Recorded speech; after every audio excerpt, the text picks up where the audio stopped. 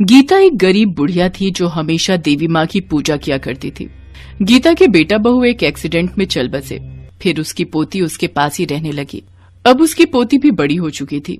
गीता अपनी पोती की शादी करना चाहती थी तो वो देवी माँ से कहती है, हे देवी माँ, मेरी पोती अब बड़ी हो गई है। मैं चाहती हूँ इसके योग्य वर मिले। मैं इसके हाथ पीले कर दूंगी और मैं अपने फर्ज से मुक्त हो जाऊंगी। हे माँ, मेरी बेटी की शादी जल्दी ही हो गई तो मैं नवरात्र के सारे व्रत रखूंगी। गीता ऐसा बोलकर माता के चरणों में प्रणाम करती है और उठकर चली जाती है। तभी उसकी पोती उससे कहती है, दादी माँ, आप देवी माँ की इतनी भक्ति करती हो, क्या देवी माँ आपकी विनती सुनती हैं? क्या एक बार में ही लोगों की बात सुनती हैं क्या? हाँ बेटा, देवी माँ सबकी विनती सुनती है, वो मेरी भी जरूर सुनेगी। और बेटा, तुम्हें भी देवी माँ की पूजा करनी चाहिए और उनसे आशीर्वाद लेना चाहिए। दादी माँ, मैं तो नहीं जानती कि देवी माँ सबकी सुनती है या नहीं, पर अगर आपका उन पर इतना अटूट विश्वास है तो मैं भी उनकी पूजा जरूर करूंगी। बहुत अच्छे मेरे बच्चे, तो अब देखना देवी माँ तुम्हारे जीवन को कितना सुंदर बना देंगी और जल्द ही एक योग्य वर से तुम्हारी शादी करवा देंगी। ऐसा कहकर गीता सो जाती है। तभी रात में उसे यमदूत जी दिखाई देते हैं और गीता से बोलते हैं, गीता, चलो मेरे साथ, हम तुम्हें लेने आए हैं। आप कौन हैं? मुझे अपने साथ क्यों लेकर जाना चाहते हो? हम यमदूत हैं और हमें यमराज जी ने तुम्हारे प्राण लेने के लिए भेजा है। अब तुम्हारा समय पूरा हो चुका है, इसलिए हम तुम्हें लेने आए हैं। यमदूत जी, ऐसा न कहें। मेरी पोती विवाह योग्य है और उसका इस दुनिया में मेरे अलावा कोई नहीं है। अगर आप मुझे अभी लेकर चले गए तो मेरी पोती की शादी कैसे होगी? मैं चाहती हूँ मेरी पोती की शादी मेरी आंखों के सामने हो जाए, जिससे उसे बाद में कोई परेशानी ना हो। हम यमदूत हैं और हमारे महाराज यमराज जी का आदेश है कि तुम्हारे प्राणों को हर लिया जाए और तुम्हें हमारे साथ चलना ही होगा। हम कुछ नहीं सुनना चाहते। वैसे भी यमराज जी के फैसले के विरुद्ध हम नहीं जा सकते। मैं तुम्हारे साथ अभी नहीं जा सकती, मुझे मेरे फर्ज पूरे करने हैं। तुम्हें मेरे साथ चलना ही होगा, या तो प्यार से, अन्यथा जबरदस्ती। नहीं नहीं, महाकाली, मेरी रक्षा करो। आप तो जानती हो मेरी पोती का मेरे अलावा कोई नहीं है। मुझे मौत से डर नहीं लगता, लेकिन मेरे मरने के बाद मेरी पोती का क्या होगा? हे देवी माँ, मेरी रक्षा करो। गीता, हमारी बात मान लो, हम कल के दूत हैं, तुम्हें हमारे साथ चलना होगा। अगर तुम काल के दूत हो तो मैं भी महाकाली की पुजारन हूँ, जो काल से भी बड़ी है, और तुम देख लेना वो मेरी रक्षा अवश्य करेंगी। ठीक है, अगर तुम चाहती हो तो हम तुम्हारे साथ जबरदस्ती करें तो ये भी सही है, पर हम अपने प्रभु का कहना अवश्य ही मानेंगे। फिर यमदूत बुढ़िया को छूते हैं। उन्हें एक जोर का झटका लगता है।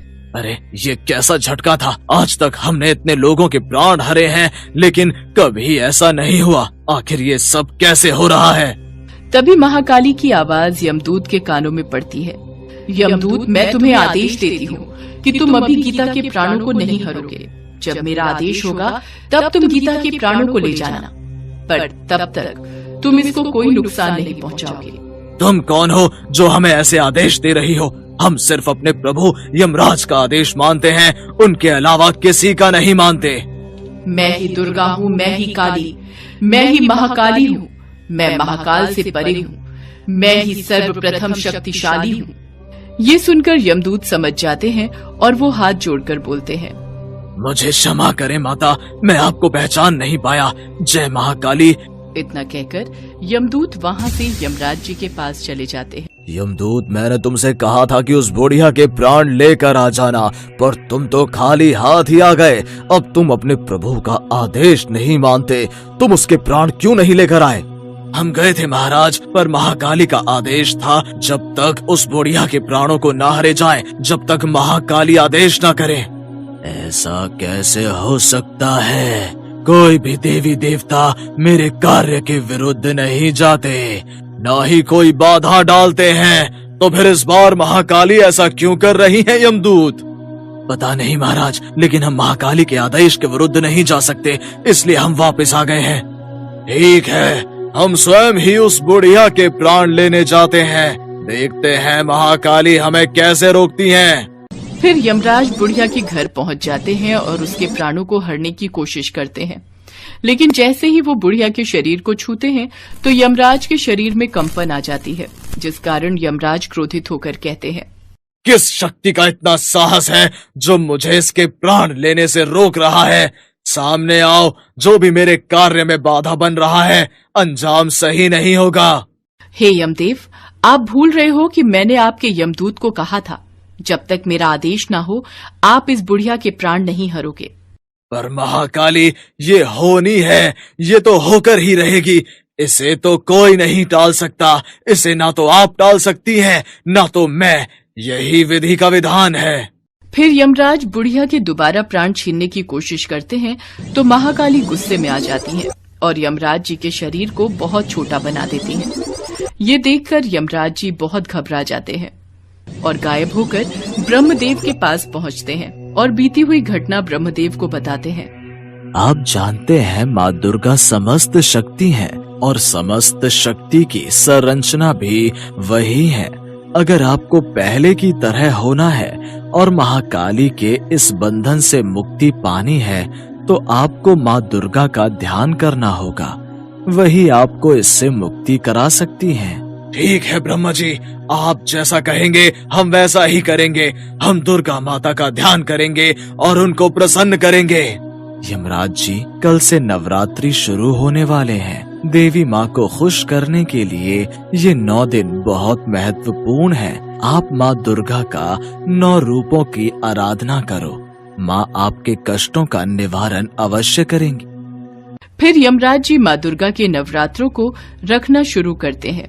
उधर गीता भी सुबह उठती है और बोलती है, क्या सच में कल रात यमदूत मेरे प्राणों को लेने आए थे? पर अगर वो सच में थे तो बिना मेरे प्राण लिए वापस कैसे चले गए? जो भी हो, ये सब मेरी महाकाली का चमत्कार है। फिर गीता भी बड़ी श्रद्धा से महाकाली के नवरात्र के व्रत पूर्ण करती है। यमराज जी के नवरात्रि पूरे होते ही दुर्गा माँ उनके सामने प्रकट होती है। यमराज जी, मैं तुम्हारी आराधना से प्रसन्न हूँ। बताओ तुम्हें क्या वरदान चाहिए? माँ, मुझे मेरा पहले जैसा ही शरीर चाहिए। मैंने अज्ञानता में गलती कर दी, मुझे क्षमा कर दे माँ महाकाली। मैं महाकाली की शक्ति को पहचान नहीं पाया। हे माँ, मुझे क्षमा करें। यमराज जी, महाकाली मेरा ही एक स्वरूप है। महाकाली की शक्ति के सामने महादेव भी नमन करते हैं। पर यमराज जी, मैं आपका पश्चाताप देखकर आपकी भूल को क्षमा करती हूँ और आपको आदेश देती हूँ कि जब तक बुढ़िया की पोती की शादी नहीं हो जाती तुम उसके प्राणों को नहीं हरोगे।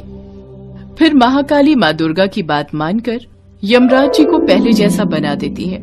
फिर कुछ ही दिनों में बुढ़िया को एक अचानक वर मिल जाता है और वो अपनी पोती की शादी कर देती है। फिर यमराज जी बुढ़िया के सामने प्रकट होते हैं। गीता, तुम्हें हमारे साथ चलना होगा। यमराज जी, अब मुझे चलने में कोई संकोच नहीं है। जय महाकाली, मैं जानती हूँ आपने उस वक्त मेरे प्राणों की रक्षा की थी। आप अपने समस्त भक्तों पर ऐसे ही कृपा बनाए रखें। जय हो महाकाली की।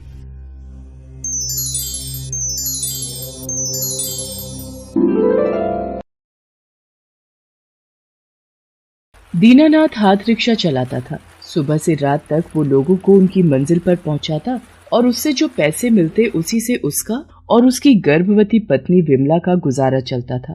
दीनानाथ कभी बस स्टैंड पर तो कभी रेलवे स्टेशन तो कभी किसी मॉल के बाहर खड़ा रहता और यात्रियों का इंतजार करता। रामपुर, मायागंज, नाथनगर, भागलपुर। अरे भाई, सूरजपुर चलोगे क्या? सूरजपुर? हाँ साहब, चलूंगा ना। और कितने पैसे लोगे साहब? 20 रुपए। अरे 20 तो बहुत ज्यादा है, मैं 15 दूंगा भाई। चिलचिलाती गर्मी के कारण दीनानाथ की बोहनी नहीं हुई थी। वो 15 रुपए में सूरजपुर जाने को तैयार हो गया। सारा दिन वो इस तरह लोगों को पहुंचाता। कभी उसे मन मुताबिक पैसे मिल जाते तो कभी कम, लेकिन वो किसी से कोई शिकायत नहीं करता। एक दिन जब वो सुबह सुबह काम पर जाने के लिए निकल रहा था तो विमला, अरे ओ विमला, मैं काम पर जा रहा हूँ, तू ठीक से खाना खाना, जरा सी भी लापरवाही ना करना। तुझे पता है ना, तेरी कोख में एक नन्ही सी जान जो पल्ली है। जी हाँ, बिल्कुल पता है। वैसे भी जब आप जैसा ध्यान रखने वाले पति हो तो लापरवाही कैसे हो सकती है? विमला की बात पर दीनानाथ मुस्कुराकर उसकी ओर देखने लगा।